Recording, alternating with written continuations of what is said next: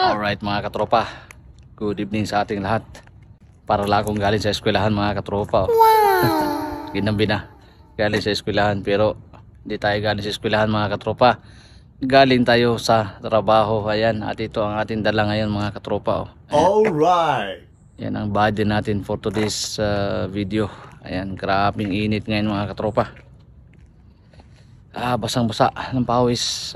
Pinalitan ko na nga itong damit ko. Kanina gray ito, ngayon puti. Grabe ang panahon ngayon mga katropa, may humid, walang hangin. Tapos na sa tabi kami ng dagat pa, nagtatanggal ang mga gamit. Kaya mainit talaga. Ayan, yun lang po for tonight's update mga katropa.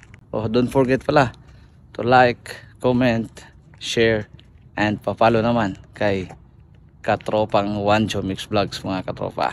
Alright. Thank you for watching.